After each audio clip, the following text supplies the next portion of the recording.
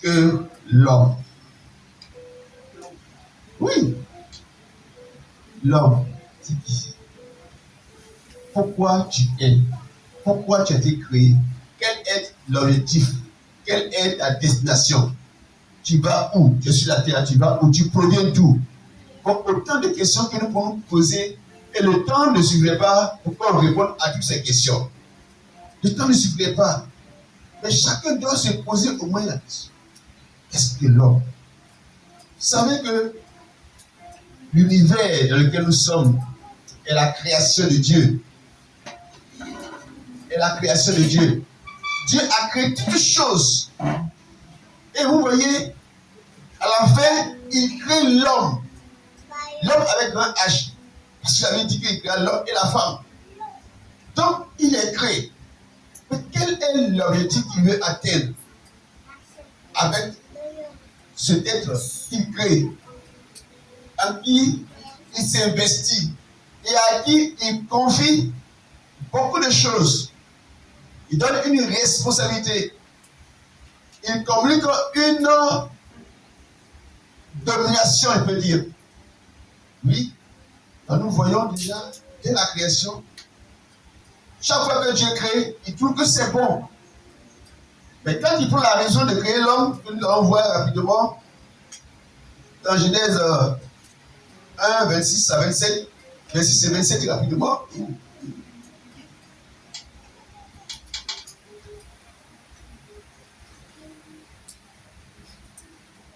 Genèse 1, 26 à 27, je lis la parole de Dieu.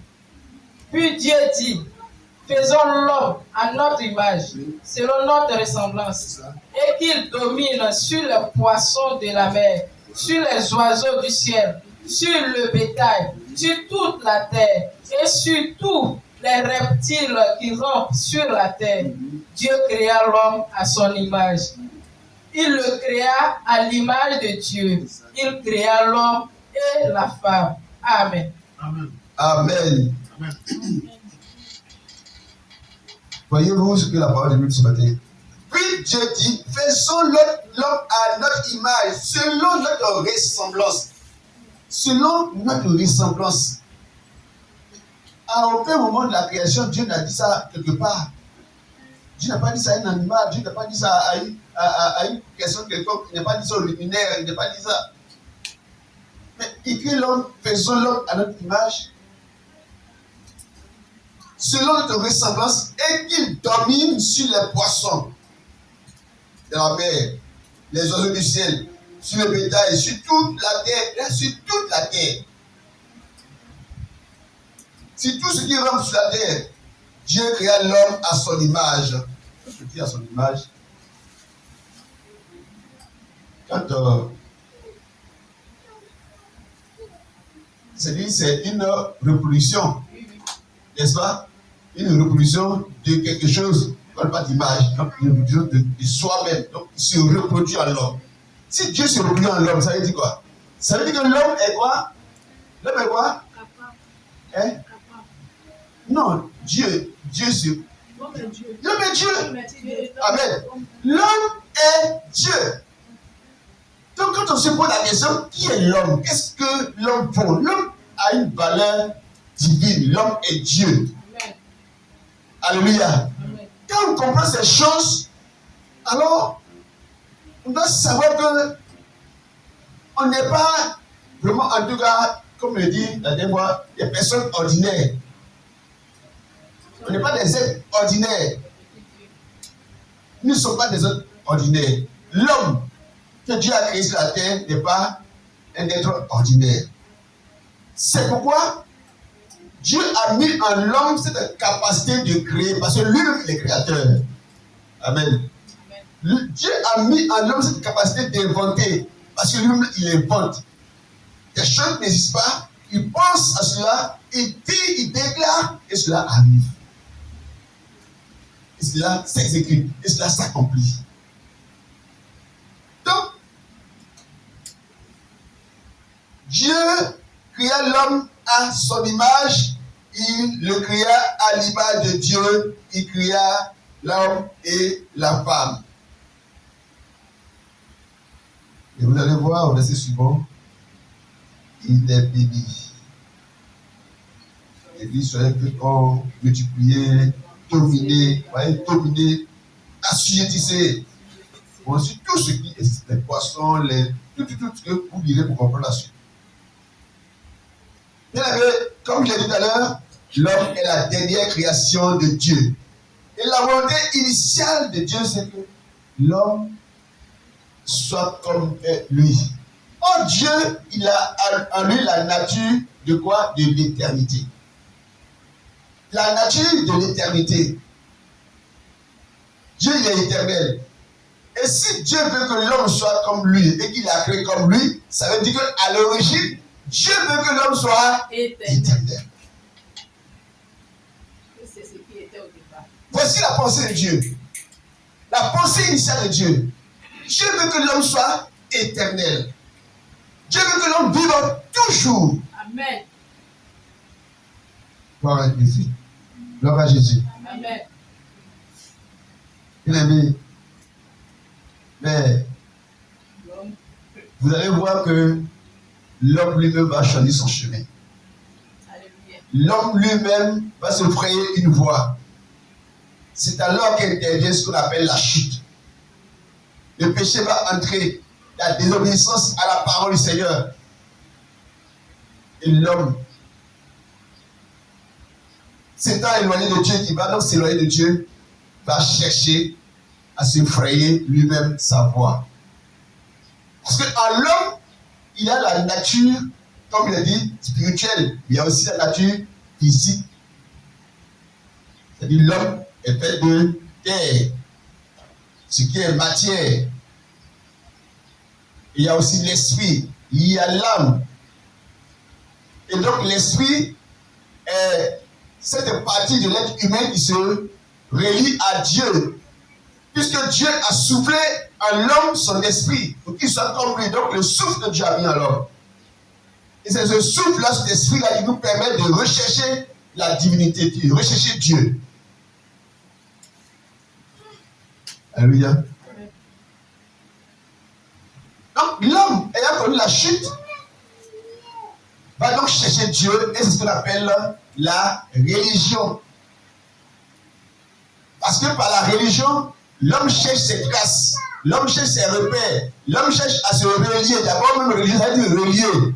Avec le grec qui dit religare, donc relier. Donc, il cherche une nouvelle relation avec Dieu. C'est pourquoi quand il va voir une pierre, il va dire que toi, je t'adore parce que tu es un Dieu. Amen. On nous raconter l'histoire pour dire qu'en Afrique centrale, l'homme dit, c'est pas Australie, il pas là-bas. À l'époque où les Blancs venaient dans le continent pour chercher des terres, des endroits, ils avaient pris un avion, des anciens avions là-haut. Et donc, dans le ciel, l'avion est passé un jour comme ça, et puis, c'est pas ce qui s'est passé, mais il y a une bouteille de Coca-Cola qui est tombée. Et qui est tombée et qui s'est levé dans le champ d'un monsieur. Donc, le monsieur a vu la bouteille de Coca-Cola, il voit, il ne connaît pas où. Il voit quelque chose, il y a un liquide noir dedans, et puis bien aimé. Donc pour lui, c'est guidé au ciel. Et puis c'est tombé, il n'a pas vu l'avion. Mais ils ont découvert la bouteille de Coca-Cola. Donc c'est un don de Dieu. Et ça, il ne doit pas utiliser ça, il ne doit pas posséder ça, il doit adorer. Et voici là où il y a une adoration. On va commencer à adorer la bouteille de Coca-Cola. Ça devient un lieu de culte. Chaque année, on vient acheter des choses. Frère, voici comment l'homme cherche ses repères. Dans nos familles africaines, nous on appelle beaucoup de choses. On adore les poissons, soit par exemple les poissons à sauver des personnes. Donc nous, on adore les poissons. On adore oiseaux, on adore, comment on appelle, quel gibier, quel animal. Plusieurs choses. Plusieurs choses. Même le riz, même, il adore le riz. Et non, le riz, c'est un génie qui a donné le riz. Il a fait que la récolte a été bonne, la terre a été fertile. Donc, allez, la période arrive où on fait le riz, où on célèbre le riz. Donc, c'est idéal. Il y a plusieurs choses comme ça. Et ça, on donne, on offre ses adorations à des divinités. Parce que l'homme cherche un repère. Voici pourquoi la religion est contraire au christianisme. Parce que le christianisme, c'est quoi? Le christianisme, c'est Dieu qui vient vers l'homme. Amen. Est-ce que vous comprenez ça? C'est Dieu qui vient vers l'homme. La religion, c'est l'homme qui va vers Dieu. L'homme ayant connu la chute, la désobéissance, le péché, il cherche à se relier à Dieu, mais il va chercher des pratiques qui ne sont pas ordonnées par Dieu. Or, le christianisme, c'est le don de Dieu à l'humanité. Est-ce que vous comprenez? C'est le don de Dieu à l'humanité. C'est pourquoi la parole de Dieu nous dit que Dieu a tant aimé le monde qu'il a donné son Fils unique, afin que quiconque croit en lui ne périsse point, mais qui ait la vie éternelle. Vous voyez qu'on revient à la vie éternelle qui a été perdue depuis l'origine. Alors le Seigneur remet la vie éternelle sur le chemin de l'homme. Alléluia. Amen. Alléluia. Alléluia. Il remet la vie éternelle sur le chemin. Afin que quiconque croit en lui ne périsse point, mais qui ait la vie éternelle. Jésus vient nous donner la vie éternelle. Amen. Jésus vient te donner la vie éternelle. Amen. Jésus vient te réconcilier avec Dieu. Il vient te réconcilier avec le Père. En acceptant Jésus, tu as la vie éternelle. Amen. En acceptant Jésus, tu as retracé le chemin de l'éternité de ta vie. Amen. Frère, ce matin, je vais juste t'interpeller. J'ai dit, si on veut poser la question qui est l'homme, on ne va pas quitter ici. Parce que Jésus en a parlé. Il a parlé de ce que la parole avait déjà révélé, que nous sommes des dieux. Nous sommes des dieux. Or, un Dieu ne meurt pas.